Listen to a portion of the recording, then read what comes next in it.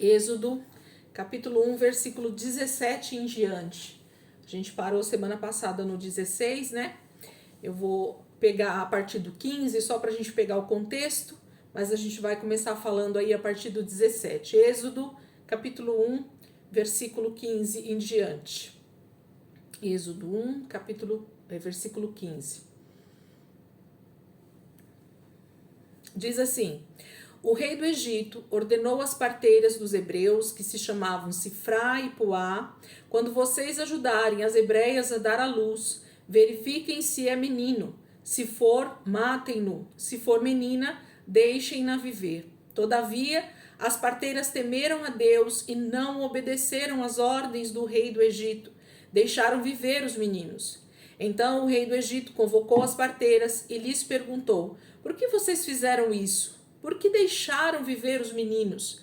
E responderam as parteiras ao faraó: as mulheres hebreias não são como as egípcias, são cheias de vigor e dão à luz antes de chegarem as parteiras. Deus foi bondoso com as parteiras e o povo ia se tornando ainda mais numeroso, cada vez mais forte. Visto que as parteiras temeram a Deus, ele concedeu-lhes que tivessem suas próprias famílias. Por isso, o faraó ordenou a todo o seu povo: lancem ao Nilo todo menino recém-nascido, mas deixem viver as meninas. Então, a gente vai dar o nosso pontapé hoje da aula a partir daqui. Sandra, clica na sua tela aí e só tira o áudio, porque aí se você precisar fazer algum barulho aí ou precisar falar com alguém aí, o áudio não vem para a sala. Mas se você precisar falar... No microfone aqui, Isso mesmo. Mas se você precisar falar ou perguntar, aí pode clicar e chamar, tá bom? Sem problema. Então, a gente começa a partir desse momento em que, então, o faraó, temendo, né, essa multidão que tinha se tornado o povo de José, o povo de Jacó. Nós já falamos bastante semana passada sobre esse temor, sobre esse medo do faraó, que tem a ver com o nosso inimigo espiritual, em ele saber as épocas, as estações, e ele saber que já existia então um momento apropriado para Deus libertar o seu povo, e o libertador estava pronto para nascer. Havia uma declaração do próprio Deus de 400 anos libertar o seu povo. E aqui, na contagem do tempo, Satanás sabia que esse era o momento da história que Deus faria então essa libertação. Algo ia acontecer no mundo espiritual e no mundo físico para que essa libertação acontecesse. Então, temendo essa revolta, né, ou esse cumprimento, na verdade, revolta não seria a melhor palavra, esse cumprimento mesmo da palavra de Deus, Satanás sabia que o tempo dele estava contado ali como esse anticristo nesse momento da história, que a gente também falou um pouco sobre ele, né? Então, ele já começa a arquitetar aí a morte dos meninos, né, dos hebreus, porque Satanás sabe de onde viria esse libertador do povo. Viria do povo do Senhor, viria da geração de Jacó, desse povo tão numeroso, nasceria um que seria esse libertador do povo, aquele que nasceria da mulher e que esmagaria a cabeça da serpente. Satanás estava certo de que ele seria vencido nesse momento da história. Então, o decreto que o faraó faz é dar ordem às parteiras, primeiramente, né? Ali, daquela região onde ele está, da região onde os hebreus estão, que é na região de Gósen. A gente sabe que eles ficaram instalados naquela região ali de Ramsés, na região de Gósen. Então, eles estavam ali, então era ali que Satanás ia concentrar os seus esforços em matar todas as crianças do sexo masculino que nascesse. Então ele já põe ali as parteiras para ficar de olho.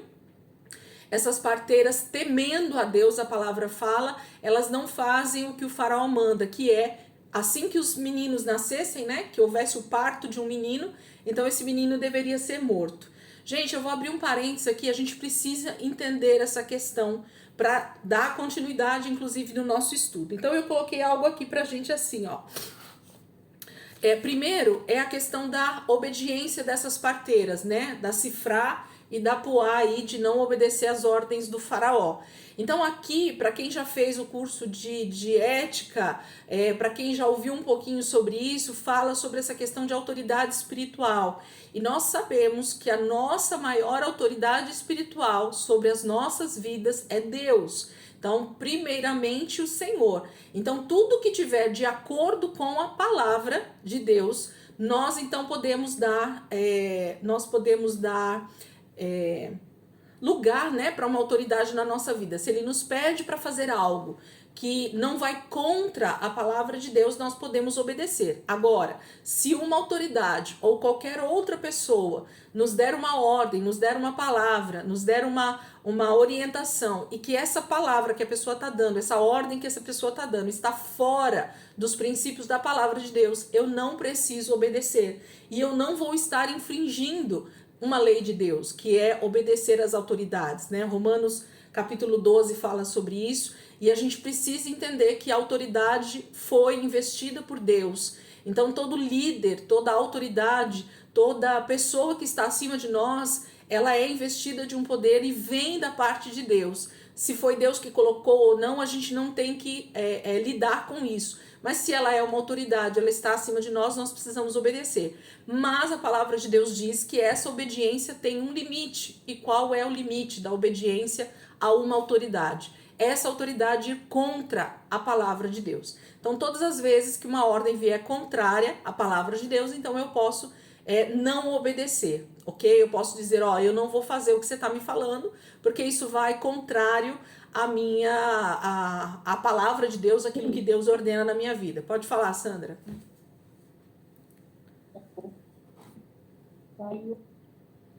Não entendi, Sandra. Tá travando. Travando? Gente, como que tá a aula aí? Como que tá a aula aí, gente? Tá travando de vocês? Só para falar para Sandra. Tá ok ou tá travando? Tá normal, Sandra. Deve estar aí. A internet deve estar oscilando aí. Tá bom? Qualquer coisa reinicia, né? A internet, se precisar. Mas deve ser aí. O pessoal geralmente já fala quando começa a travar, mas como eu tô bem pertinho do modem, gente, meu modem fica aqui do meu lado. Então, dificilmente eu tenho oscilação. E eu tô fazendo a aula pelo computador, não é pelo celular, né? Então, dificilmente oscila a internet porque é via cabo, não é via Wi-Fi, tá bom? Mas pode acontecer, a gente sabe que internet é uma coisa que pode oscilar mesmo, tá?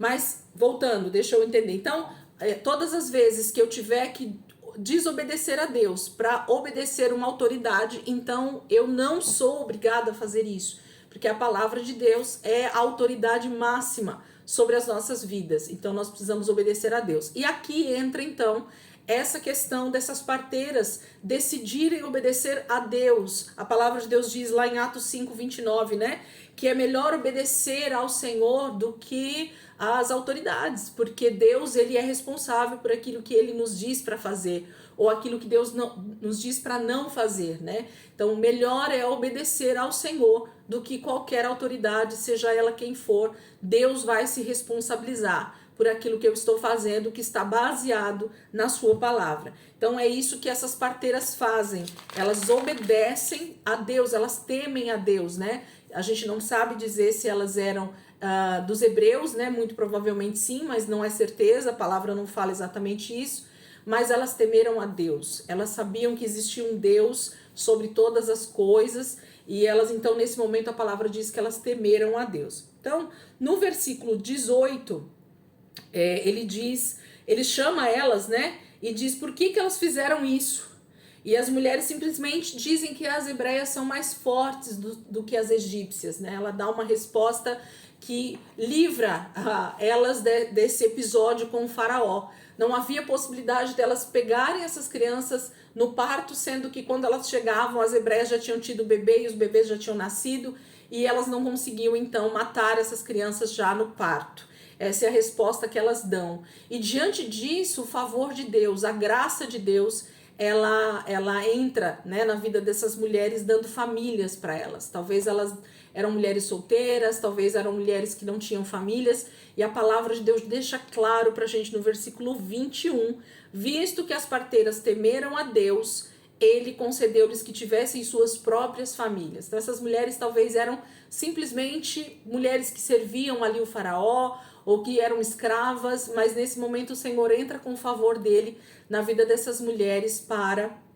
terem famílias. E aí eu posso abrir um parênteses aqui com vocês também, gente. Aproveitando só esse gancho, me veio aqui agora na mente. Deus sempre vai entrar em nosso favor, né? Estar do nosso lado.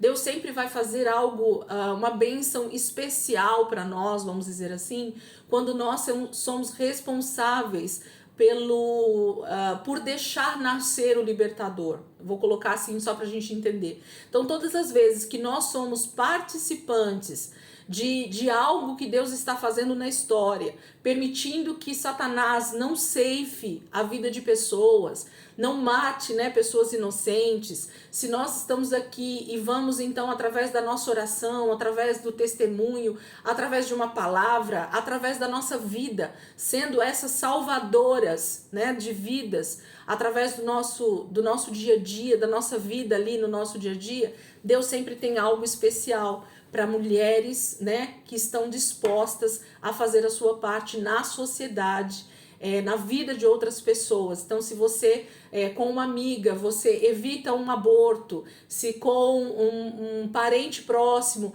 você evita que essa pessoa talvez se suicide, e tantas outras coisas, né, que podem vir a acontecer perto de nós, quando nós, então, salvamos vidas, né, da morte, de serem entregues para a morte, então automaticamente o Senhor sempre tem uma bênção muito especial para nós por causa desse zelo, desse cuidado com a vida. Deus é o Deus da vida, jamais da morte. Então Deus jamais vai permitir em circunstância nenhuma que vidas sejam mortas, ceifadas simplesmente pela vontade humana, né?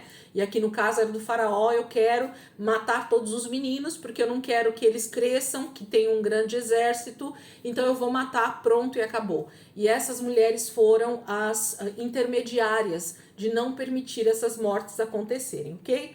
O que mais importa pra gente nesse capítulo 1, pra gente fechar aqui, é esse versículo 22, gente. O versículo 22 é o versículo chave desse momento aqui, eu preciso que você pode grifar, você pode anotar aí no teu caderno, fazer alguma coisa para você não esquecer.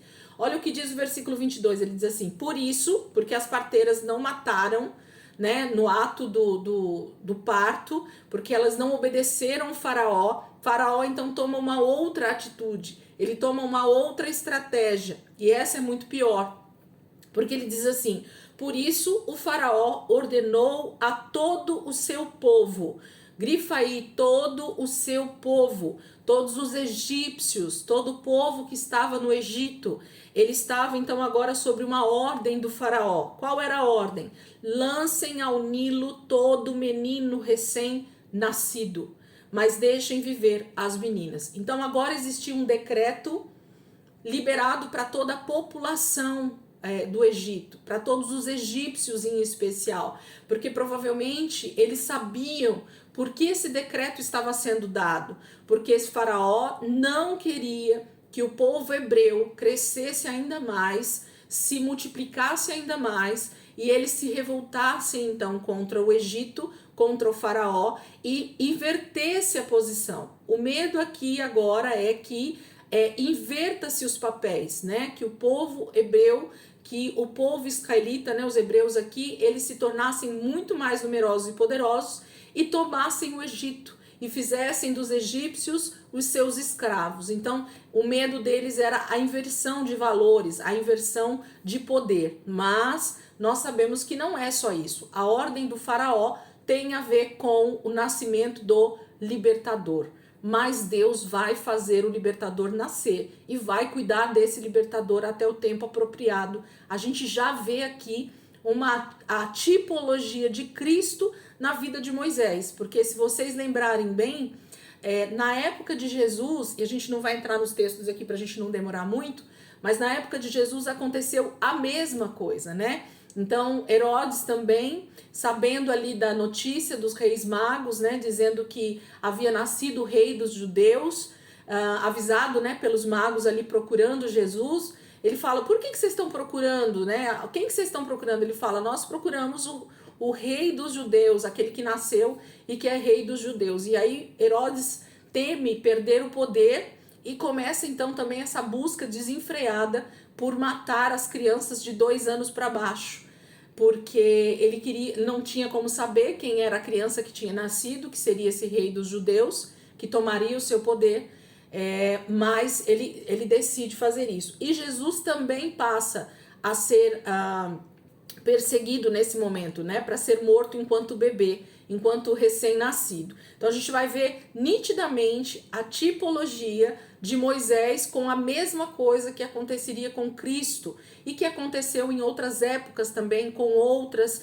situações, querendo exterminar a linhagem, né, que nasceria o Cristo, ou esses meninos que seriam da linhagem de Jesus e que trariam esse libertador para a terra. Então a gente entra nesse versículo 22 com essa ordem, né, do faraó dizendo, lancem ao Nilo todo recém-nascido, mas deixem viver as meninas. Outra questão que eu preciso falar aqui com vocês, que eu anotei para a gente não esquecer, é que então o faraó dá ordem para todo o seu povo, né, para todos os egípcios. Então são os seguidores, vamos colocar na nossa linguagem do século 21, né? São todos os seguidores de Faraó, aqueles que seguem as ordens desse homem, aqueles que estão debaixo do seu governo. E lembra, Faraó representa quem, gente? Um anticristo, né? Então, aquele que vai totalmente contrário a Deus, a palavra, a ordenança de Deus, aos princípios de Deus. Então, Faraó é esse. Então, esse anticristo está neste momento querendo justamente exterminar toda e qualquer linhagem ou poder que possa se levantar contra ele para tirá-lo do poder, né? Para esmagar a cabeça da serpente, para destruir Satanás. Então ele vai tentar de alguma maneira destruir antes. E as pessoas que estão debaixo do governo dele, da autoridade dele, que seguem a ele, vão ouvir, né, a sua voz, não querendo realmente que ele perca o poder, e vão começar a cumprir essa ordem, esse decreto, porque isso é quase que uma lei que Faraó faz nesse momento. Quem não obedecesse, se fosse pego, né, desobedecendo essa ordem, essa pessoa poderia ser presa ou até morta por estar desobedecendo uma ordem do Faraó, ok? Mas aí a gente vê o seguinte, o que acontece aqui são filhos homens jogados no Nilo. Ele diz claramente, né, é só para jogar o menino, as meninas é para deixar viver. Gente, na minha opinião, começa aqui, ou talvez se a gente buscar um pouquinho mais na raiz, a gente vai ver que antes disso já tem um foco, né, do nosso adversário, do nosso inimigo a respeito dos meninos, tá? Então, todo filho homem, ele tem um certo temor de Satanás a respeito do que esse homem, do que esse menino pode se tornar quando homem, adulto, por causa da questão da autoridade que Deus deu para ele. Então existe toda uma questão de autoridade espiritual mesmo sobre os meninos. E por isso, então, Satanás está querendo exterminar, porque ele sabe que é um menino, filho de uma mulher, que vai pisar a sua cabeça. Eu estou só afirmando isso para a gente entrar nesse contexto que eu quero falar. Era o sexo masculino, então, que deveria ser sacrificado, que deveria ser morto, que deveria ser lançado no Nilo. Gente, o rio Nilo, ele é uma das divindades, dos deuses lá do Egito, ok? Então, anota aí se você está anotando. O rio Nilo, ele é uma das divindades adoradas no Egito. E nesse tempo já era há bastante tempo. Então, o rio Nilo, ele é um dos deuses que são extremamente adorados no Egito. Por quê? Porque o Nilo, ele era o rio que trazia prosperidade, fertilidade nas plantações. Era dali que eles tinham praticamente todo o sustento da lavoura, das plantações durante todo o ano. Então, o Nilo era a fonte de vida para os egípcios. Então, eles veneravam, eles adoravam o Nilo. E um dos nomes desse deus do rio Nilo é o deus Hapi. Tá? Então, eles usam esse nome para esse deus, é H-A-P-I mesmo, Hapi, tá? Que significa fertilidade, ok? Então, o deus Nilo, o deus rio Nilo, ou deus Nilo mesmo, ele é chamado de Hapi, um dos nomes que é dado para ele, porque existem outros nomes, e significa fertilidade. Aí eu pergunto aqui para vocês, gente, olha a contradição, olha os extremos que existem nessa situação. Nós temos um rio que tem um nome, que é uma divindade para o Egito, que representa fertilidade, né? E fertilidade tem a ver com nascimento, com prosperidade, com multiplicação. Fertilidade tem a ver com isso. Então esse rio, ele é venerado, ele é adorado literalmente, como o deus da fertilidade do Egito. E nesse mesmo rio, o faraó decide então sacrificar, matar meninos e serem lançados nesse rio. Será que algo está sendo dito para nós nesse texto? Algo está sendo dito nessa situação para nós? Claramente que sim.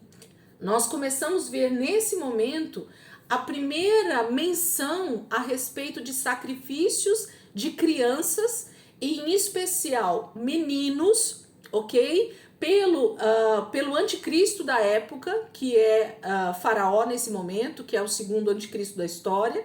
Esse faraó simplesmente começa um grande,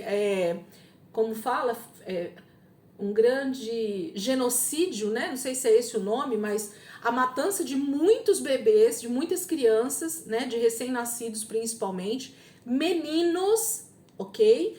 E justamente no rio, lançados, jogados no rio. Ele não podia mandar queimar esses meninos, gente.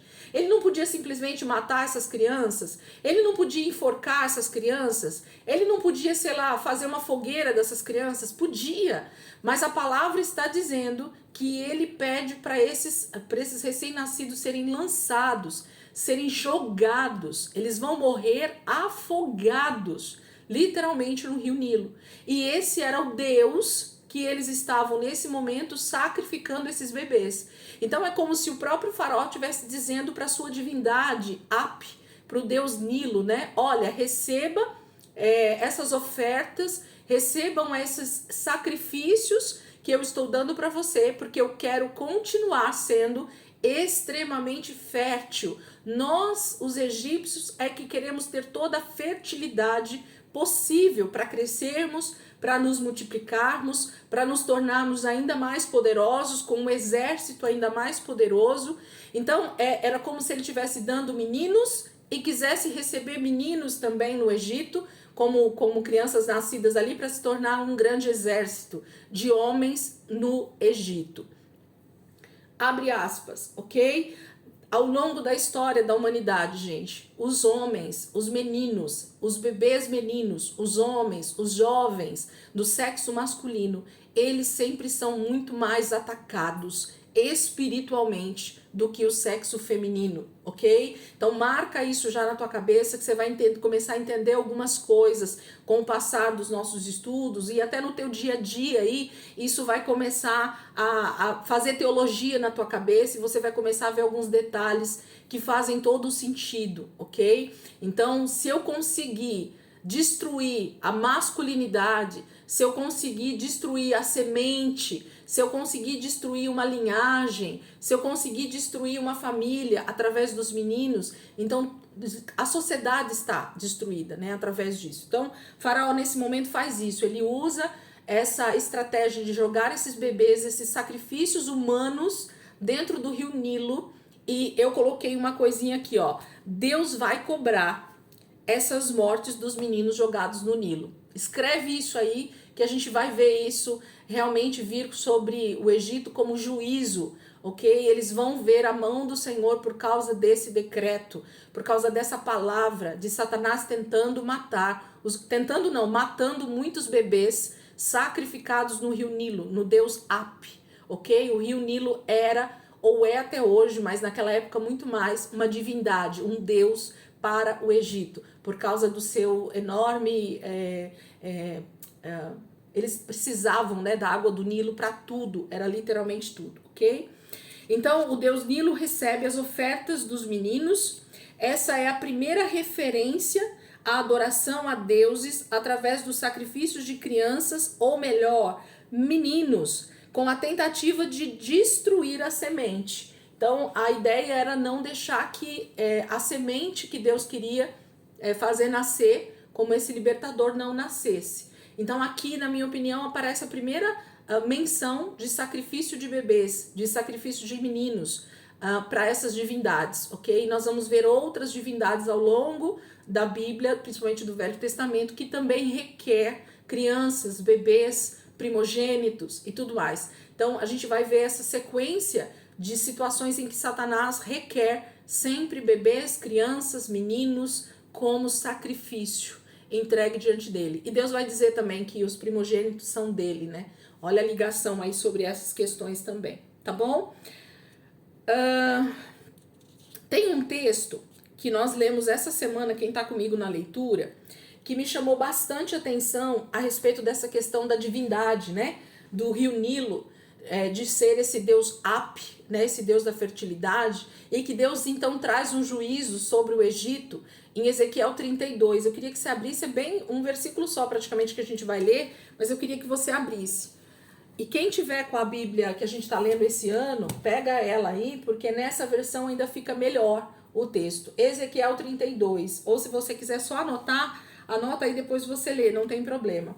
O juízo que o Senhor vai trazer sobre o Egito, lá na frente já, mas eu quero só citar o texto, porque ele vai citar Faraó como um animal selvagem, né? Que o Senhor está recriminando. Ezequiel 32, versículo 2, não precisa do versículo não, versículo 2 e 3, se não me engano, a gente vai ler. Diz assim, ó, Ezequiel 32, versículo 2. Filho do homem, cante este lamento pelo Faraó, rei do Egito, e diga-lhe. Então era para Ezequiel cantar esse lamento, né? Cantar esse gemido, esse lamento mesmo para o rei do Egito. Ele diz assim, ó, você já foi elogiado, eu tô lendo na versão que a gente tá lendo a Bíblia esse ano, tá, gente? Na nova Bíblia, nunca lembro falar. Nova Bíblia Viva, tá? Depois a gente lê, se vocês quiserem, na NVI também. Mas diz assim, ó, você já foi elogiado, chamado de leão entre os povos. Vocês lembram as imagens de leão lá no Egito, que tem até naquela grande avenida que vai para um dos templos? Não sei se é o templo de Karnak, algum desses templos muito suntuosos do Egito, existe uma rua, uma avenida, e na lateral dessa avenida existem várias imagens, várias estátuas de leões. Vocês lembram? Nos filmes que a gente assiste, sempre dá para ver. É uma rua bem grande assim, pavimentada, e do lado, né, paralelo a essa rua, existem inúmeras estátuas, né, de grandes leões, que era a representação do faraó. O faraó sempre foi representado no tempo mais poderoso, né, do Egito como grandes leões. Eles se achavam esses leões poderosos, né? Então, só também abrindo aqui um parênteses para nós, quem é realmente o leão da tribo de Judá, gente? É o faraó que é o leão da tribo de Judá? Não, né? Então ele quer ser, mas ele não é não. Então Ezequiel vai falar desse lamento, olha só. Versículo 2 novamente. Filho do homem, cante este lamento pelo faraó, rei do Egito, e diga-lhe, você já foi elogiado, chamado de leão entre os povos, mas não passa de um crocodilo vivendo às margens do rio Nilo, agitando e sujando a água com seus pés. Ok? E se você depois der um Google, eu fiz questão de dar um Google aqui e perguntar para o Google, o Deus do rio Nilo, qual é a sua representação, o que as pessoas falam sobre esse Deus Ap? E uma das imagens do Deus Ap é justamente um crocodilo, ou um Deus crocodilo, ou Deus Rã, que também tem a ver com o rio Nilo. E a gente vai ver tudo isso, gente, dentro da própria palavra. Vocês estão vendo como nada foge da palavra de Deus.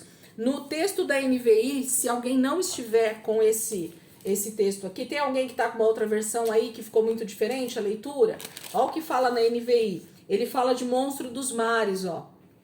Ezequiel 32 na NVI. Filho do homem, entoe um lamento a respeito do faraó, rei do Egito, e diga-lhe, você é como um leão entre as nações. Então as nações acham que você é como um leão, como um monstro nos mares, contorcendo-se em seus riachos, agitando e enlameando as suas águas com os pés. Então Então vocês já viram um crocodilo, um jacaré, aqueles monstros marinhos andando ali, né? Nas margens do rio ou mesmo no rio, ele vai pisando e a água vai ficando turva, né? A água vai ficando suja por causa das pisadas dele. Então é disso que Deus está falando. Esse monstro dos mares aqui é esse crocodilo que era uma divindade para os egípcios ali por causa do rio Nilo, tá? Então Deus está, através de Ezequiel ali 32, trazendo uma linguagem, uma figura de linguagem que fizesse os egípcios entenderem o que Deus estava falando. O juízo está vindo sobre o Egito lá na frente, lógico, por causa dessas questões das divindades deles, ok? Deus vai trazer juízo sobre ele. Então, eu só queria deixar esse versículo para vocês, Ezequiel, para dizer que tem passagens que fala sobre Deus, esse Deus Ap, que é essa divindade do rio Nilo, que está recebendo nesse momento esses sacrifícios de bebês, meninos, humanos, que são mortos, afogados ali no rio Nilo. E a gente vai ver o juízo de Deus acontecendo sobre eles por causa desse decreto do faraó. Capítulo 2, gente. Êxodo, capítulo 2. Diz assim, Êxodo, capítulo 2, versículo 1. Um homem da tribo de Levi casou-se com uma mulher da mesma tribo. Então, nós temos a tribo de Levi, um dos filhos de Jacó, ok? Se casando com uma mulher da mesma tribo, ok? E ela engravidou e deu à luz um filho. Vendo que era bonito, ela o escondeu por 3 meses. Quando já não podia mais escondê-lo, pegou um cesto feito de junco e o vedou com piche e betume. Colocou nele o menino e deixou o cesto entre os juncos, à margem do Nilo. Vou parar aqui um pouquinho só para a gente já ver. Vocês estão vendo o que está acontecendo aí, gente? O texto começa dizendo que dos descendentes de Levi, um dos filhos de Jacó, que tinha ido lá para o Egito, ok? Morar por lá. Os descendentes de Levi, eles se casaram, né? Um homem e uma mulher chamado Anrão e Joquebede. Nós vamos ver o nome deles um pouquinho mais para frente. Eles se casam e eles então têm filhos. E um dos seus filhos está nascendo justamente nessa época do decreto do faraó, da morte dos recém-nascidos, dos meninos. E quando Joquebede então tem Moisés, ela vê que esse menino é bonito, há uma beleza diferente em Moisés. E toda mãe acha o filho bonito, isso é óbvio, ok? Então a Bíblia não diria isso se fosse simplesmente uma beleza natural que Joquebede estava vendo em Moisés, ok? Mas a gente sabe que não é essa beleza que ela estava vendo.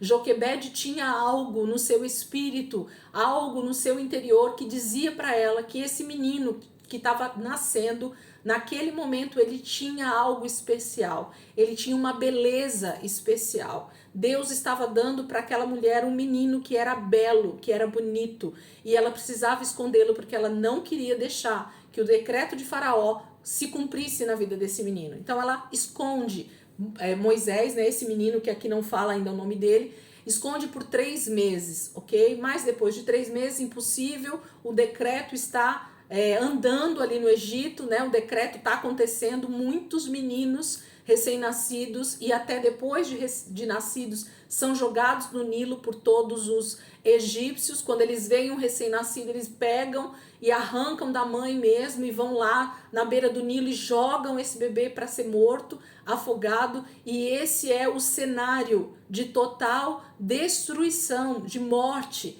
que está acontecendo no Egito por causa de uma promessa de Deus que está para começar a se cumprir. Olha o movimento no reino espiritual, gente, que acontece quando a palavra de Deus ela entra em ação, ela entra dentro de um cumprimento, ela entra num processo de cumprimento. Satanás conhece todas as épocas e estações, a gente precisa gravar isso. Ele conhece os períodos, ele conhece as épocas, ele sabe quando tudo vai acontecer. Como assim, Elisângela? Satanás é onisciente, onipotente como Deus? Não, não. Satanás ouviu as promessas que saíram da boca de Deus para Abraão, para Isaac, para Jacó, para Adão, para Eva, ok? Ele para Noé, todas as promessas, todas as palavras que foram saindo da boca de Deus e profetizando sobre acontecimentos futuros, Satanás também ouviu.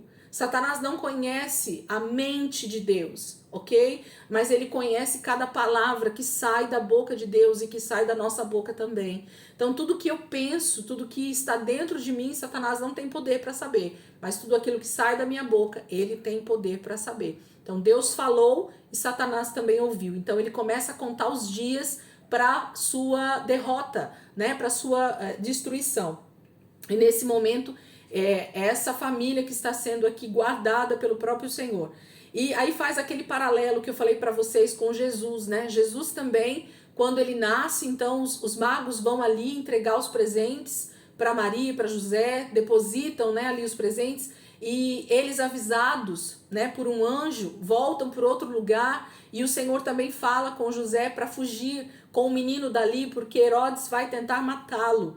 E eles fogem para o Egito, justamente para o lugar aonde nós estamos vendo agora, que está perseguindo o povo de Deus. Então Deus, gente, ele parece que faz as coisas de propósito e de brincadeira, mas não é. Deus está fazendo uma história acontecer, cumprindo propósitos e épocas e palavras que ele mesmo liberou. Nós vamos ver essa questão de Jesus e do Egito aí também depois, ok? Mas nesse momento, então, Joquebede, a mãe desse menino, que lá na frente vai se chamar Moisés, ela está desesperada por não saber o que fazer nesse momento com esse menino, e ela então decide fazer essa pequena embarcação, né, esse cesto de junco. O que é o junco, gente? Se vocês olharam aí nos desenhos, se vocês já viram algum filme, vocês vão saber, é aquelas plantas aquáticas que nascem na beira do rio Nilo, ok? Sabe aqueles monte de mato, para mim é mato, né? Aquele monte de mato que nasce comprido assim, ali na beira do rio Nilo, como se fossem realmente plantas aquáticas. Essas plantas aquáticas eles usavam para fazer cestos, para fazer papiro, para fazer várias coisas, porque depois de seca essa planta, ela se torna extremamente resistente à água, né? Então deu para fazer esse cesto. Ela pega junco, faz esse cesto e ela então ela sela, né, esse cesto com betume e piche. Gente, alguma referência? Eu marquei a referência aqui. Gênesis 6,14, se vocês quiserem voltar as páginas aí para ir junto comigo, Gênesis 6,14 fala da arca de Noé.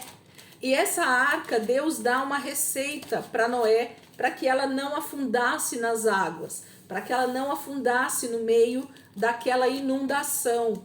Olha o que está escrito aqui em Gênesis 6, versículo 14. Eu acho que é isso mesmo que eu anotei aqui. 6,14. Diz assim, Gênesis 6,14. Você, porém, fará uma arca de madeira de cipreste, divida em compartimentos e revista de piche por dentro e por fora. Então, a mesma receita que outrora o próprio Deus deu a Noé para que esse navio, para que essa embarcação, para que essa arca não entrasse água e nem afundasse, né, no meio daquela inundação, o mesmo ingrediente que Joquebede agora está usando novamente para guardar não mais agora a família de Noé dentro de uma arca, mas para guardar Moisés, o libertador do seu povo. Então existia uma semente de Deus que precisava ser preservada.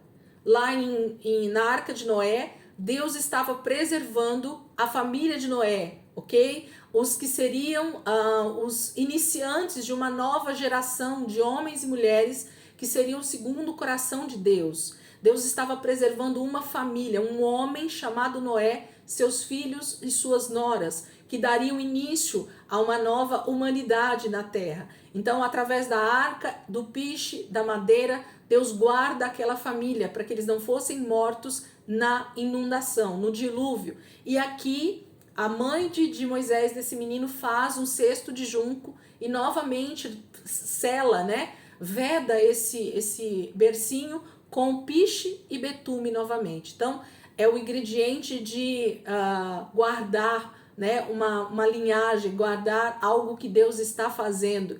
Então, existem sempre essas questões para a gente pensar o que Deus está fazendo com a vida do ser humano em épocas tão diferentes, né? As situações são sempre as mesmas, os textos eles se falam sozinhos, né? Aí ela diz assim, no versículo 4, a filha do faraó descera, acho que eu li até aqui, né? Versículo 4. Armando o menino, ficou observando de longe para ver o que lhe aconteceria. A irmã de Moisés, né? Um dos filhos ali da Joquebede e do Anrão. A filha do faraó descera ao Nilo para tomar banho. Enquanto isso, as suas servas andavam pela margem do rio. Nisso viu o cesto entre os juncos e mandou sua criada apanhá-lo. Ao abri-lo, viu um bebê chorando. Ficou com pena dele e disse: Este menino é dos hebreus. Então, não sei se você já tinha reparado, mas para mim demorou algum tempo para eu perceber esse detalhe, né? Com o passar dos anos a gente vai lendo e esses detalhes vão aparecendo. A filha de Faraó não pegou esse cesto, esse menino do cesto, enganada, ok? Ela não está enganada sobre de quem é esse menino. Ela não está enganada de que naturalidade é esse menino, de que povo esse menino é. Então ela tira o cesto do rio Nilo, olha para dentro do cesto e ela sabe que esse menino que ela está agora pegando nos seus braços, tirando do Nilo, salvando a vida dele, ele é um hebreu. Por que, Elisângela, que ela sabe? Por todas as situações, gente. Primeiro, ele devia ter roupa parecida com o hebreu, ok? Esse cesto, talvez, que foi colocado, era um cesto fabricado, talvez, pelos hebreus, pelos escravos. O manto que ele usava, o tipo de roupa, a cor da pele, a gente reconhece facilmente, né? Distinções de povos. Se você pegar um bebê japonês, jamais você vai falar que esse bebê é de pais brasileiros. Pela lógica, né? Das feições e do jeito que aquele bebê é, você fala, os pais desse bebê são japoneses, ok? Porque a gente está olhando para um bebê japonês. Quando a filha de Faraó toma Moisés nos braços, esse menino ali do cesto, ela sabe, por tudo que ela está olhando, pelo jeito da pele, pelo jeito do rosto, pela roupa que ele usa, pelo próprio cesto, pelo tipo de manta, tudo que estava ali demonstrava de onde estava vindo aquele bebê. E a filha de Faraó sabia do decreto do seu pai, que era para matar, jogar no Nilo todos os meninos recém-nascidos. O que ela deveria fazer então? Jogar o menino no Nilo. Mas ela se compadece. Ela olha para aquilo e diz: não, eu não vou obedecer a ordem do meu pai. Eu quero esse menino para mim. O texto não fala, mas é nítido que é isso que acontece. Ela decide, por uma intervenção divina mesmo, salvar a vida de Moisés. Isso é fato, gente. Está aqui, é Deus colocando a sua mão, guardando esse menino através desse cesto no próprio rio Nilo, onde seria a sua própria morte, ok? O lugar de morte de Moisés foi o lugar do seu resgate, ok? Nós vamos ver isso escrito aqui na palavra. Olha o que está escrito. Versículo 6, né? Ao abri-lo, viu um bebê chorando, ficou com pena dele e disse: Este menino é dos hebreus. Versículo 7. Então, a irmã do menino aproximou-se e perguntou à filha do faraó: A senhora quer que eu vá chamar uma mulher dos hebreus para amamentar e criar o menino? Quero, respondeu ela. E a moça foi chamar a mãe do menino. Então a filha do faraó disse à mulher: Leve este menino e amamente-o para mim, e eu pagarei você por isso. A mulher levou o menino e o amamentou. Tendo o menino crescido, ela o levou à filha do faraó, que o adotou e lhe deu o nome de Moisés, dizendo: Porque eu o tirei das águas. Olha que detalhe impressionante, gente. Deixa eu ver se eu anotei isso aqui. O cesto que protege, o piche foi usado lá na arca, eu coloquei aqui, ó. No lugar onde os meninos estavam sendo mortos, que era o Nilo, Moisés seria salvo pela filha do faraó, ok? Então, no lugar de morte, houve vida para Moisés. Deus trouxe vida para esse menino. Miriam, então, cuida do seu irmão, né? A filha do faraó o salva, provavelmente pelas roupas, como eu falei. Deus intervém na vida do seu libertador, né? Outro tipo de Cristo, né? Que Moisés é um tipo de Cristo. Miriam ajuda, né? na criação do Moisés. Joquebede é a mãe e tem a oportunidade de amamentar e cuidar do filho até a idade em que Moisés seria levado para o palácio e seria criado em toda a cultura egípcia. Moisés pode ser um nome justamente por causa de ser filho tirado do Nilo, ou um nome comum no Egito nesse tempo. Eu anotei isso aqui, eu queria chegar nesse quesito. O nome Moisés, gente, ele só aparece aqui no versículo 10, ok? Então, os pais de Moisés não haviam dado nome para ele. E, na verdade, já deveriam ter dado, provavelmente, ao 8º dia, no momento em que ele fosse apresentado a Deus. Mas, como eles estavam num momento totalmente fora dos padrões de Deus, gente, vocês viram quanto tempo faltava para a aula fechar? Eu vou fechar e vou voltar para não acontecer de fechar na nossa cara aqui, vamos? 5 minutos. Vamos já fechar, porque eu vou ficando empolgada aqui. Vamos fechar e a gente abre. Voltem rapidinho para a gente já voltar nesse tema.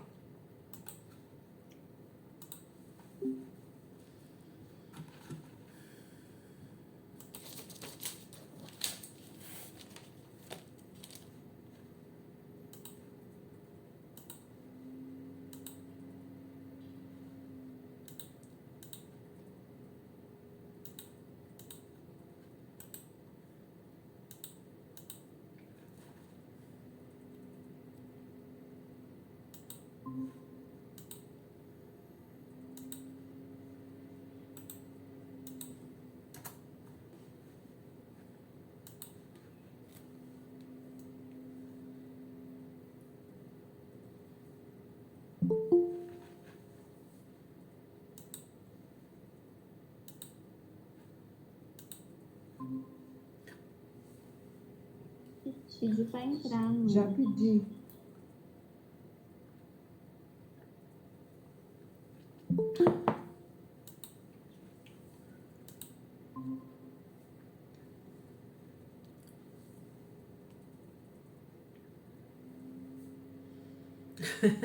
Por que você tá de lado, Sandra? O que aconteceu com o celular? Tem que carregar isso?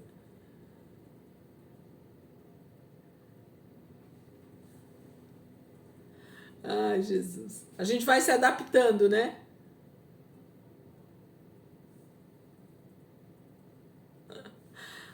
Ai, Jesus. Cadê a turma, gente? Tinha mais gente na sala, né? Essa biblioteca atrás de você aí, ô Cíntia, é de dar inveja, hein? Pra quem gosta de livro, olha que biblioteca, gente. Se isso tudo for livro cristão, Jesus, ajuda eu.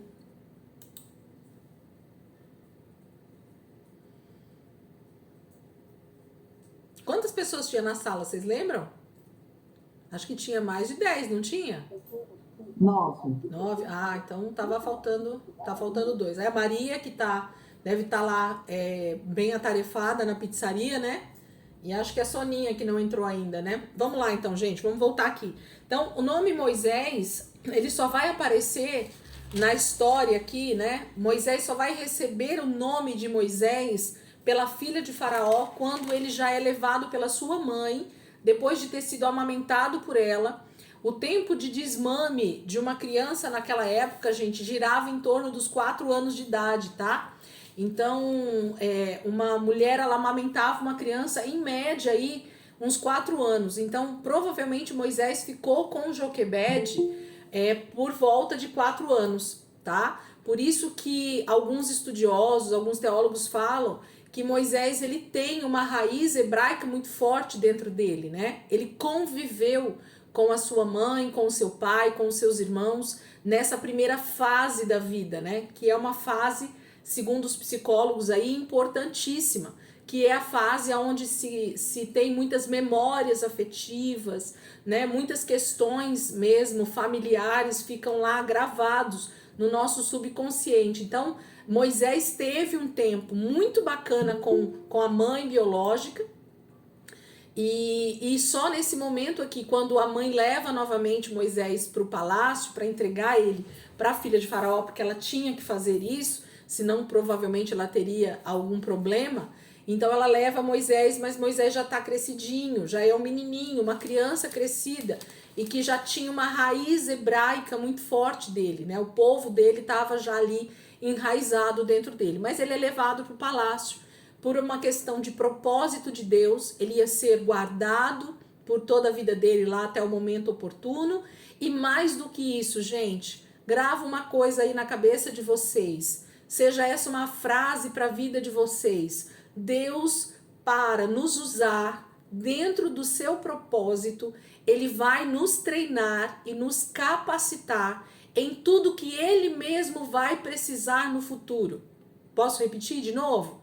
Deus, para nos usar, ele vai nos treinar, nos capacitar, nos fazer estudar, nos fazer fazer cursos. Nós vamos ter várias situações da nossa vida que elas estão sendo direcionadas pelo próprio Deus para que no futuro, no momento em que Deus precisar nos usar para um propósito específico, eu já estou treinada naquilo que Deus vai me usar. Entende? Então, quando Deus chama, quando Deus tem um propósito de guardar Moisés justamente no palácio do faraó, tem vários princípios ali, ou vários propósitos que Deus está fazendo. Moisés seria treinado em toda habilidade militar, Moisés seria treinado em toda habilidade de escrita e de fala, né? Provavelmente Moisés falava mais do que uma língua na época ali. Ele sabia escrever, ele sabia ler, ele sabia fazer matemática, porque o Egito tinha uma força muito, muito grande na área de astronomia e de matemática também. Então, Moisés, gente, foi treinado em todas as habilidades que vocês possam imaginar para aquela época.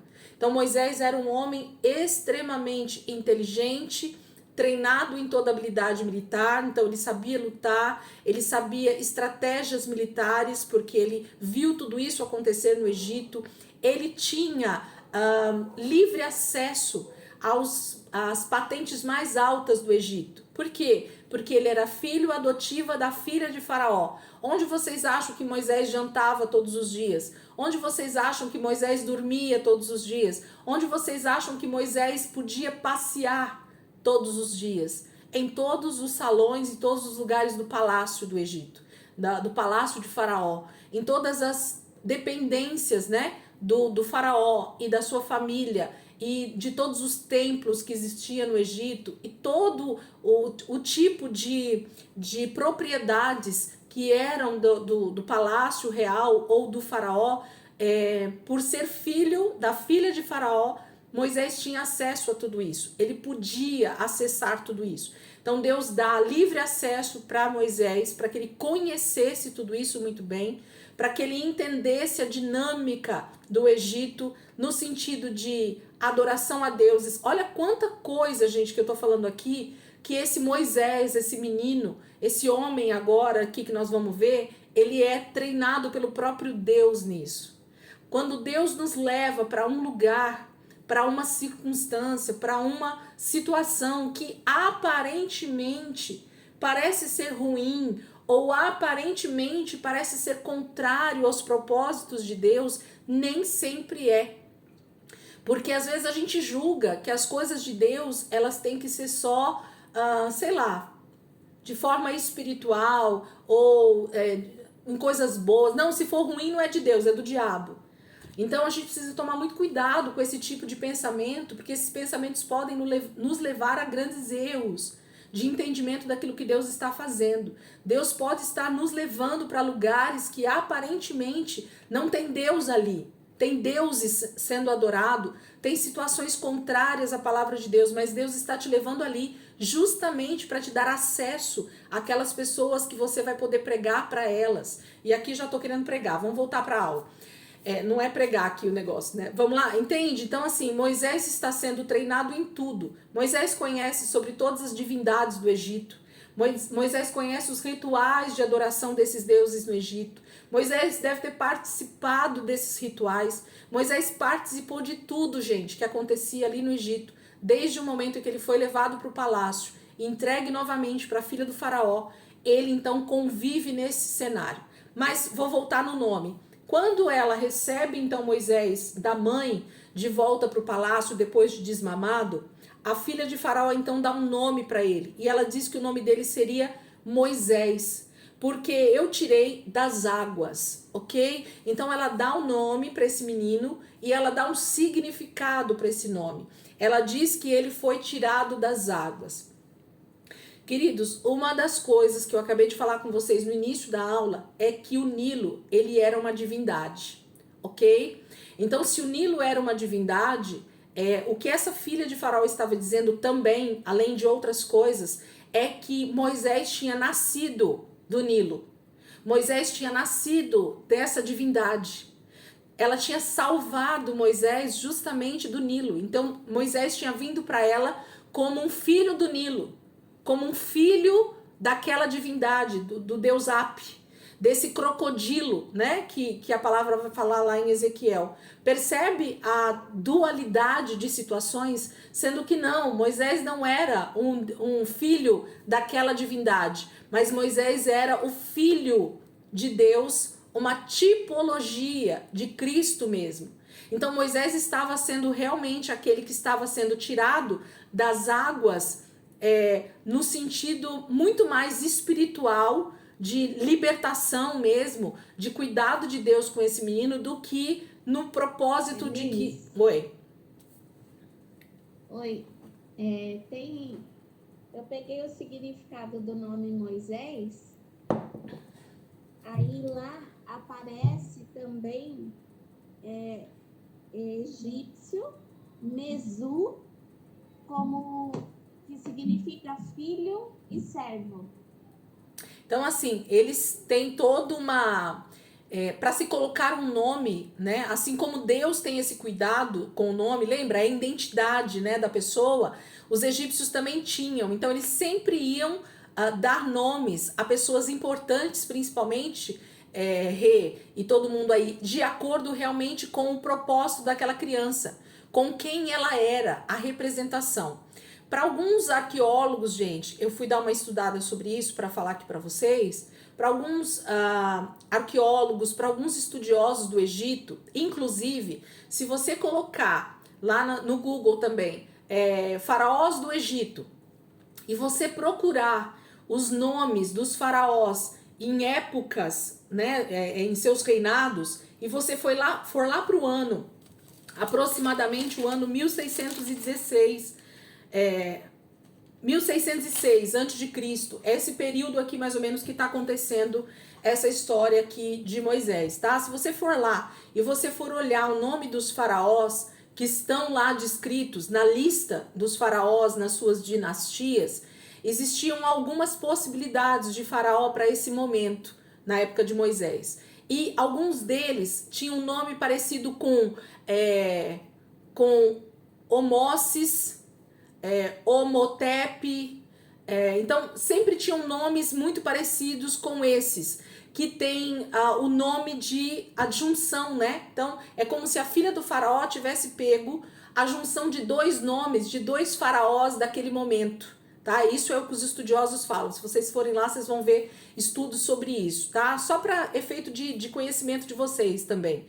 Então, geralmente, o nome do faraó ou o nome do filho do faraó era sempre uma homenagem ao faraó antigo, ou ao avô, ou a alguém importante ali do Egito. Então eles passavam, inclusive, o nome, como que de pai para filho. Sabe igual a gente aqui? Você, por exemplo, tem o teu marido chama Marcos, e aí você quer dar o nome de Marcos para o seu filho como uma homenagem. E aí aqui no Brasil a gente tem que pôr Marcos Filho, ou Marcos Neto, né? É mais ou menos isso que a gente tem que fazer aqui na nossa legislação do Brasil. Você coloca o que é, né, o parentesco daquela criança para dar o mesmo nome. No Egito, eles faziam isso também naquela época. Ou eles misturavam o nome de dois faraós ou de duas pessoas importantes. E nesse caso, a filha de Faraó fez isso com o nome de Moisés. Então, ela misturou o nome de dois antepassados do faraó ali e deu para Moisés. Então, por isso que ficou Moisés. Mo de um nome lá que eu não me lembro aqui agora, e Zés desse outro nome desse faraó. Então, ficou Moisés por causa disso, ok? Então, ela deu um nome egípcio para Moisés. E não Moisés não tem um nome hebraico. Moisés não tem um nome do seu povo. Moisés tem um nome dado pela filha do faraó como um nome egípcio. Então, Moisés é um nome simbolicamente aquele que foi tirado das águas, que a filha do faraó fala, mas eu acredito que ela fala isso, outro adendo que eu já ia esquecendo. Como eles dizem que os faraós são filhos dos deuses, lá no Egito essa era a cultura. Todo faraó que era levantado, ele era tido como um filho do deus Ra, do deus Osíris, do deus isso, do deus aquilo, cada deus lá no Egito. Então eles davam um nome para o filho, o próximo faraó, de acordo com aquela divindade. Então com Moisés não é diferente. O que a filha do faraó está querendo dizer é que ele realmente é um filho daquela divindade do Nilo. Então por isso que ela fala que ele foi tirado das águas. Ela está dando um nome também para Moisés, dizendo que ele é um filho da divindade do rio Nilo, ok? Quando na verdade a gente sabe que é de outra divindade que está vindo Moisés, tá? Mas só para vocês também entenderem por que o nome dele se torna Moisés. Aqui tem mais parte histórica para a gente entender do que parte teológica, mas eu acho importante para a gente saber que Moisés não teve um nome em hebraico, não teve o nome da sua família, do seu pai e da sua mãe, ali da tribo de Levi. Ele recebe o nome da filha de Faraó, diferente de Miriam, diferente de Arão, seu irmão. Moisés não recebe um nome hebraico, e sim egípcio, ok? Ele era aquele que iria fazer a diferença no seu tempo. Vamos voltar aqui, gente, acho que eu falei o que eu tinha que falar. Nesse momento aqui, gente, Moisés está com aproximadamente 40 anos de idade, tá? Se você quiser anotar do lado da sua Bíblia ou nas suas anotações, Moisés já está com aproximadamente 40 anos de idade nesse momento, tá? Quando nós vamos começar aqui, versículo 11. Moisés mata um egípcio e foge para Midian. Esse que é o ponto agora que a gente vai entrar. Então a gente pula, né? De 4, 5 anos que ele tá ali, sendo dado o nome para ele pela filha de Faraó, a gente agora pula quase 40 anos aí de diferença já. Moisés já está com aproximadamente 40 anos. E aí começa essa história do versículo 11, o texto, né? Certo dia, sendo Moisés já adulto, foi ao lugar onde estavam os seus irmãos hebreus e descobriu como era pesado o trabalho que realizavam. Viu também um egípcio espancar um dos hebreus.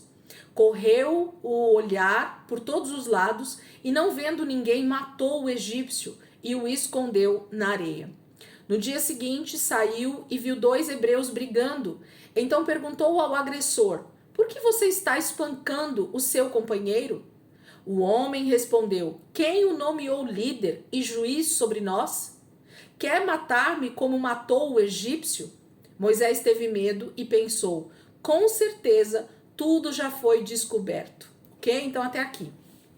Então aqui a gente tem esse momento em que Moisés já é um homem adulto, a palavra de Deus diz, e a gente sabe que é aproximadamente 40 anos, porque o momento em que ele foge para o deserto é aproximadamente 40 anos, na história cronológica, aí, segundo os estudiosos. Então Moisés fica 40 anos no Egito sendo treinado, sendo feito tudo que precisava ser feito com ele ali. E nesse episódio, então agora, existem 2 situações que acontecem aqui que são bem...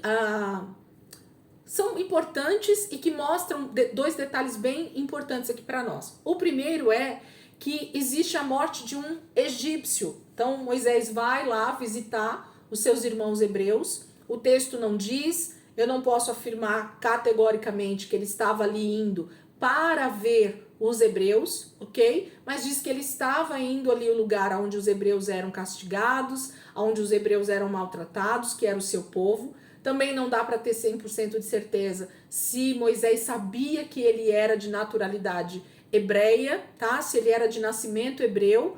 Pode ser que sim, pode ser que não, o texto não diz e a gente não pode afirmar nem que sim, nem que não, ok? Pode ser que ele sabia e pode ser que ele não sabia, mas diz que ele vai ver os trabalhos dos seus irmãos hebreus ali, né, do povo hebreu.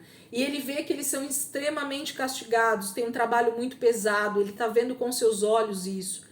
E então ele vê um egípcio espancando um dos hebreus, né? Chicoteando talvez, batendo, fazendo algo. Ele olha para os lados, não vê ninguém e ele, na sua ira, ele mata esse egípcio e o esconde na areia, ok? Então esse é o primeiro episódio que o texto narra aqui para nós.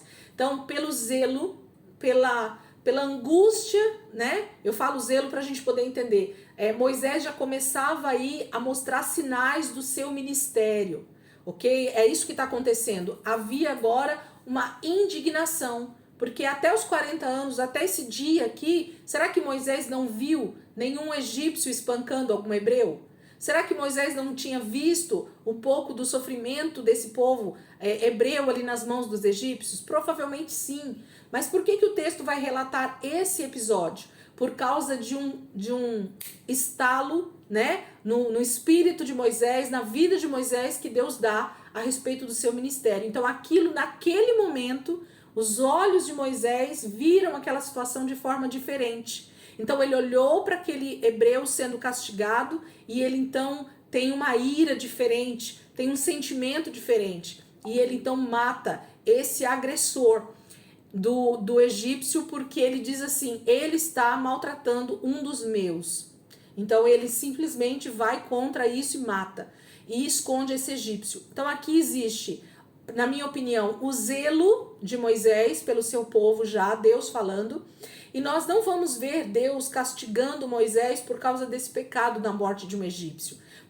Por causa do quê, gente? Porque Moisés não estava matando simplesmente, vamos pôr entre aspas aqui para a gente entender, ele não estava matando simplesmente um egípcio. Ele estava matando um opressor, um inimigo do seu povo.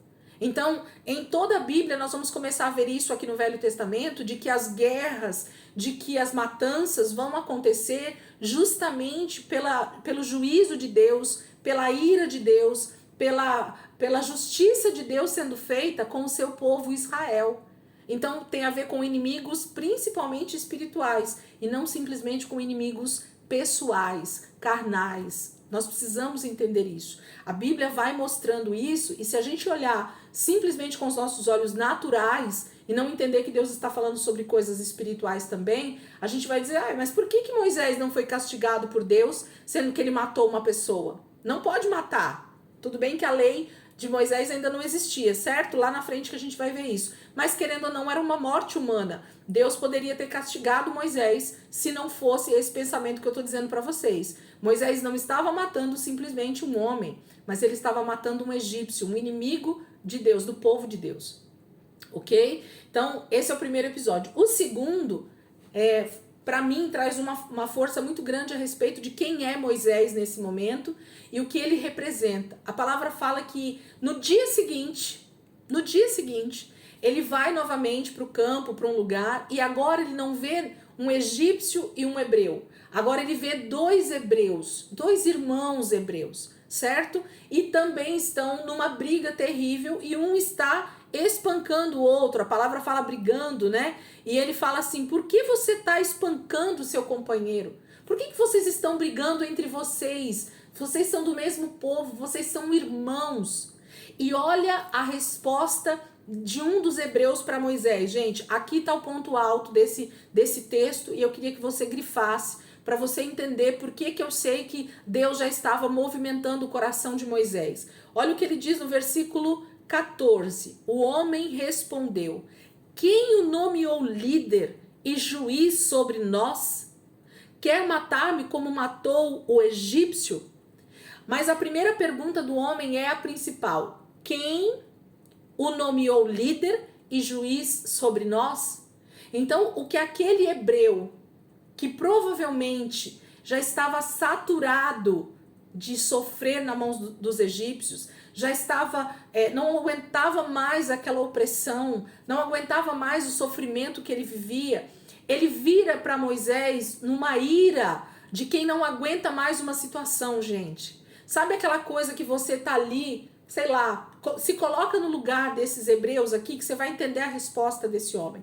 Mas essa resposta tem a ver também com uma outra coisa que Deus está mostrando aqui para nós, que eu vou falar. Mas esses dois homens, eles estão num embate entre irmãos, e Moisés então intervém dizendo que eles não deveriam estar brigando entre si.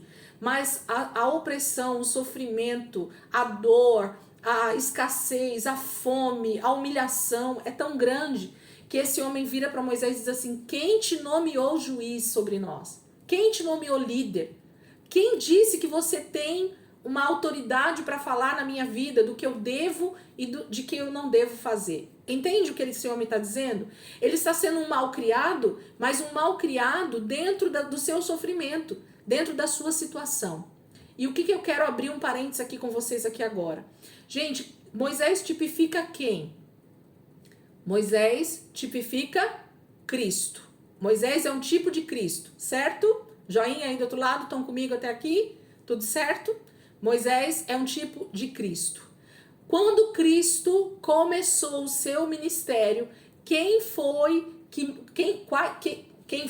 ou quais foram as pessoas que mais se opuseram à palavra de Jesus, ao ministério de Jesus, às ordens de Jesus, ao que Jesus queria ensinar para eles? Quem foi que foi mais contra o ministério de Jesus no início do seu ministério?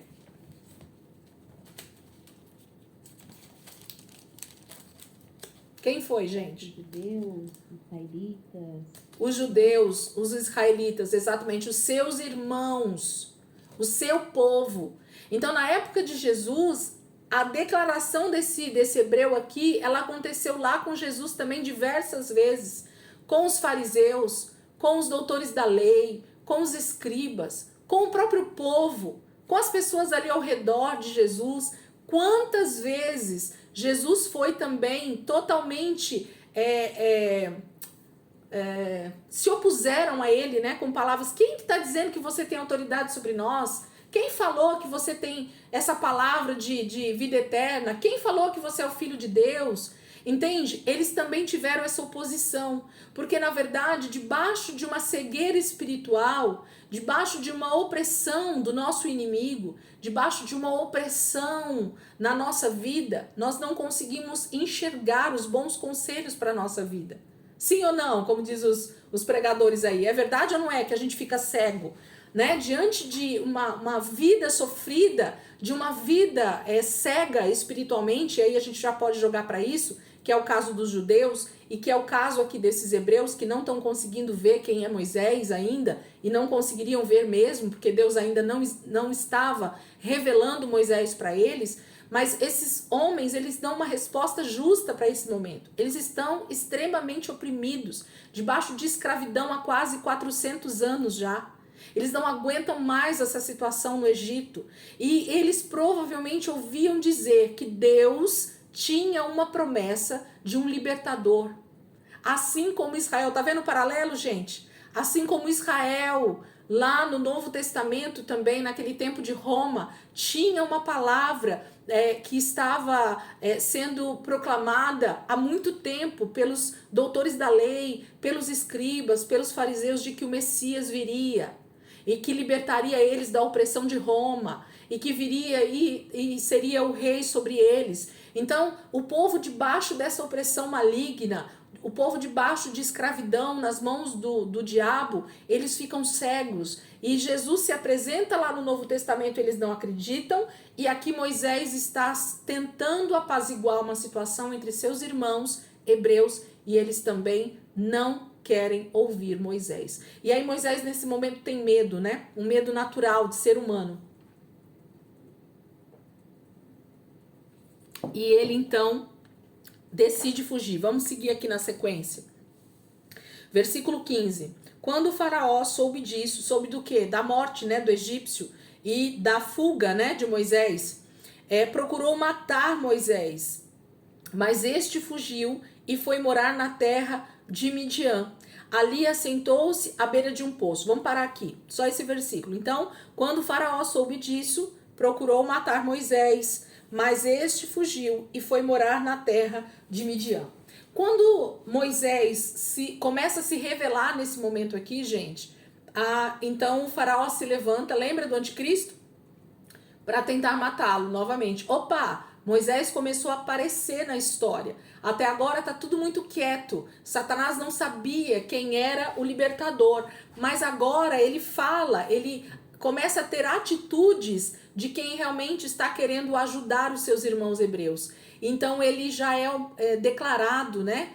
Para o mundo espiritual, Moisés aqui foi exposto, literalmente. e também para o faraó, que é o anticristo dessa época, ok? Então o faraó agora procura matar Moisés, porque ele sabe que esse homem tem algo diferente, ele pode ser um rebelde agora que vai tentar libertar o seu povo, e por isso que a gente acha que eles sabiam quem era Moisés, sim, que ele era do povo hebreu, mas se não sabia também, nesse momento talvez ficou também descoberto. Então a gente tem essa questão com Moisés. E em contrapartida, indo lá para Jesus para vocês verem como a história é muito parecida ou muito igual, e Deus estava mostrando uma sombra para nós aqui em Êxodo, nós vamos ver Jesus começar a fugir também dos seus algozes, porque agora os fariseus tentam matar Jesus quando ele começa o seu ministério, os escribas tentam matar Jesus, os governantes da época ali em Roma tentam matar Jesus, mas muito mais os religiosos, né? São os fariseus que tentam de alguma maneira prender Jesus e parar o seu ministério, porque ele está dizendo que ele é o Filho de Deus. Ele está dizendo que ele vai começar, está fazendo milagres já, e Deus vai fazer alguma coisa através dele. Então os religiosos, os cegos espiritualmente, tentam agora matar Jesus. E aqui é Faraó que se levanta para matar Moisés, porque opa, esse cara tem algo de diferente, algo está começando a acontecer. E nesse momento, então, Moisés foge. Ele fica sabendo disso e foge. E ele foge para onde, gente? Para que terra ele foi? Ele foi para a terra de Midian. Quem é Midian, gente? Alguém sabe me responder que tem assistido aí as aulas de Gênesis? Nós falamos tanto dentro do livro de Gênesis, das genealogias, que eu acredito que isso ficou frisado aí para vocês, né? Quem é Midian? Alguém sabe dizer rapidinho? Não vale pegar o mapa, hein? Ou não vale pegar a genealogia, senão fica fácil. Midian, gente, é descendente de Abraão. Isso, mas descendente de Abraão de quem? De onde ele vem? E esposa Ketura. Isso mesmo. Consultou os universitários, já que eu lembrou mesmo do texto. Legal. Então, Midian é um dos filhos, né, de Abraão com a terceira esposa dele. A primeira esposa foi Sara, né? Depois a segunda, na verdade, se tornou primeira por causa do filho Agar, né? Ismael, a mãe de Ismael. E depois que Sara morre, Abraão se casa novamente com uma mulher chamada Ketura. E essa mulher tem vários filhos. E um desses filhos, o nome dele é Midian, ok? Então, a nação, a terra de Midian, é uma terra que foi, então, povoada por esse homem chamado Midian, que foi começando a ter filhos e netos e bisnetos e tataranetos e tretanetos, e foi crescendo e se tornou uma terra, um povoado, uma cidade, né? Uma cidade mesmo chamada Midian. Tinha o nome do seu patriarca de Midian, que era um filho de Abraão. Então a gente tem aqui Moisés fugindo para uma terra chamada Midian, e que essa terra era dos seus descendentes também, de um homem chamado, o homem que ele vai achar ali é um homem chamado Jetro ou Reuel, que é a mesma pessoa, tá, gente? Ele tem dois nomes, provavelmente um desses dois nomes ou é um apelido ou é o nome dele como sacerdote, alguma coisa. Os dois nomes aparecem, mas é a mesma pessoa. Vamos ler mais um pouquinho aqui então? Diz assim, ó, versículo 16. Ora, o sacerdote de Midian tinha 7 filhas. Elas foram buscar água para encher os bebedouros e dar de beber ao rebanho de seu pai. Alguns pastores se aproximaram e começaram a expulsá-las dali. Moisés, porém, veio em auxílio delas e deu água ao rebanho. Quando as moças voltaram a seu pai Reuel, este lhe perguntou: por que voltaram tão cedo hoje? E elas responderam: um egípcio defendeu-nos dos pastores e ainda tirou água do poço para nós e deu de beber ao rebanho. Onde está ele? Perguntou o pai a elas. Por que o deixaram lá? Convidem-no para comer conosco. Moisés aceitou e concordou também em morar na casa daquele homem. Este lhe deu por mulher sua filha Zípora. Ela deu à luz um menino, a quem Moisés deu o nome de Gerson, dizendo: sou imigrante em terra estrangeira. Muito tempo depois, morreu o rei do Egito. Os israelitas gemiam e clamavam debaixo da escravidão, e o seu clamor subiu até Deus. ouviu Deus o lamento deles e lembrou-se da aliança que fizera com Abraão, Isaque e Jacó. E Deus olhou para os israelitas e viu a situação deles. Bom, primeiro vamos falar sobre a parte aqui da ida então de Moisés. Ele foge do Egito nesse momento para a terra de Midian. Chegando na terra de Midian, ele chega até a casa de um homem chamado Reuel ou Jetro, que é a mesma pessoa. O mais importante dessa história aqui desse homem é que ele é um sacerdote em Midian, tá? Então esse homem, ele é um sacerdote. O que é um sacerdote, gente? É alguém que tem a palavra, meu Deus, não é o privilégio, tem a incumbência, né, de interceder em favor dos homens da sua terra para com Deus. Então, em Midian, esse homem chamado Jetro, esse homem chamado Reuel, ele tinha um papel de sacerdote, de alguém que falava com Deus, de alguém que orava a Deus, de alguém que sacrificava a Deus em favor do seu povo. Então, alguém falou para Reuel a respeito desse Deus, porque Moisés chega lá em Midian e se depara justamente com esse sacerdote. Não é à toa que Deus coloca justamente esse homem no caminho de Moisés, provavelmente para começar a falar sobre a história de Abraão, Isaque e Jacó para Moisés. O texto não fala, o texto é muito curto a respeito desse encontro de Jetro, de Reuel, né, com Moisés no início aqui. O texto vai tão rápido que ele chega na casa daquele homem, já fica morando, em seguida o homem já dá a filha para ele, chamada Zípora, ele já se casa com essa menina, ela fica grávida e ela já tem o primeiro filho chamado Gerson. Então, quantos anos se passaram aqui, certo? Existem vários anos aqui se passaram em que esse homem chamado Jetro ou Reuel tem Moisés dentro da sua casa agora morando, é seu genro agora nesse momento, ele já tem filhos com a sua filha, ele já tem netos agora, né? Jetro tem netos de Moisés e da sua filha Zípora, e então o texto pula para o versículo 23 dizendo o seguinte, olha o que está lá, vamos ler de novo. Muito tempo depois, então muito tempo depois, se o texto está dizendo que é muito tempo, passou-se um longo tempo, 10, 15, 20 anos, não se sabe exatamente, mas se passou algum tempo. Muito tempo depois, morreu o rei do Egito. Quem morreu, gente? O mesmo rei que estava no poder no momento em que Moisés foge de lá, ok? O mesmo faraó que queria matar Moisés, esse faraó que nesse momento morre. Então vai subir para o poder um outro faraó que provavelmente conheceu Moisés, mas que foram criados juntos, né? O filho do faraó que toma o poder agora, ele provavelmente foi criado junto com Moisés. Por isso que quem assistiu a novela aí da Record, né, vê lá o Ramsés, que se torna amiguinho de Moisés, é isso, gente. O faraó que está no poder no momento em que Moisés volta para o Egito para libertar o povo, não é o mesmo faraó que estava no poder quando ele saiu fugido de lá, ok? Esse faraó morreu.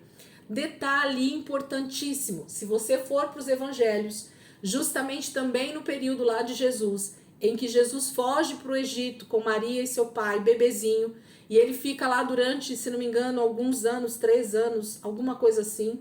E a palavra é clara em dizer que Herodes, aquele que procurava matar Jesus, matar as crianças, ele também morreu. E aí então Jesus pode retornar com a sua família. Olha o paralelo, gente, de novo a história acontecendo igualzinha, ok? Deus está mostrando coisas espirituais aqui para nós, da mesma forma. O lugar que Moisés foi guardado durante 40 anos foi o Egito, e o lugar que Jesus também foi guardado durante algum tempo também foi o Egito, ok? A mesma perseguição sobre Moisés no início da sua jornada foi a mesma oposição também sobre Jesus. A matança dos meninos a respeito do faraó matar os bebês no Nilo. Jesus também sofre esse mesmo decreto de Herodes, porque ele queria matar aquele que seria o rei dos judeus. Então a gente tem histórias extremamente iguais, paralelos de Deus contando uma história em Êxodo que ele faria de forma concreta nos evangelhos com o nascimento de Jesus. Aqui é sombra, lá é o que Deus estava fazendo mesmo através de Jesus, ok? Então Deus já estava contando a história de Jesus através de Moisés. Então, voltando para o versículo 23. Muito tempo depois, morreu o rei do Egito. Os israelitas gemiam e clamavam debaixo da escravidão, e o clamor subiu até Deus. Ouviu Deus o lamento deles e lembrou-se da aliança que fizera com Abraão, Isaque e Jacó. E Deus olhou para os israelitas e viu a situação deles. Gente, Deus tem amnésia? O que vocês acham? Deus tem amnésia? Deus esquece de alguém? Deus esquece de alguma situação? Não. Então, assim, as traduções da Bíblia, às vezes, se a gente não para juntos, assim, para analisar algumas coisas e ler só por ler, ou ler o texto corrido, a gente às vezes fica até com uma má impressão de Deus, né? Se a gente lê essa passagem aqui, não fica? E Deus se lembrou. Nossa, então Deus tinha esquecido do povo dele lá no Egito, deixou eles lá sendo oprimidos, castigados, é isso que Deus está fazendo? Não, ok? Deus havia liberado essa palavra lá atrás para Abraão. Os seus filhos, a sua descendência será estrangeiro numa terra onde eles serão escravizados durante 400 anos, até que os amorreus, né, se tornem alguém que eu quero realmente acabar com eles. Então, assim, Deus só estava esperando o tempo da promessa se cumprir, ok? Não podia nem ser antes e não ia ser depois, era no tempo certo. Gente, se tem uma coisa que hoje em dia eu olho muito dentro da palavra de Deus, é as profecias que Deus faz com tempos estabelecidos, ok? E aí a pergunta que eu faço, que eu sempre faço, quando a gente fala sobre isso é, se o povo de Israel gemesse, clamasse, se Moisés tentasse, quando ele viu lá o egípcio espancando o hebreu, se ele se revoltasse, se ele levantasse a bandeira de libertador ali naquela hora e fosse lá já para o faraó e pedisse para libertar o povo, para tirar o povo daquela escravidão, eles seriam libertos? Sim ou não? Faz com o dedinho aí. Não, por quê? Porque o tempo que Deus determinou eram 400 anos, tinha um porquê.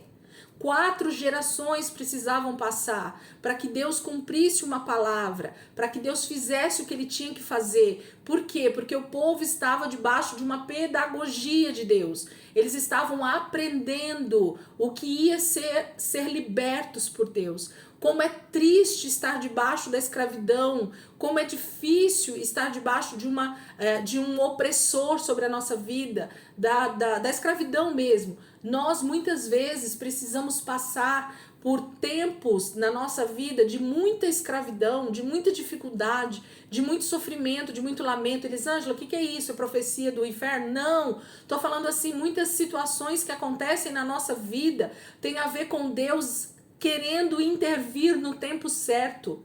E só dá valor para a liberdade, gente, quem já foi preso.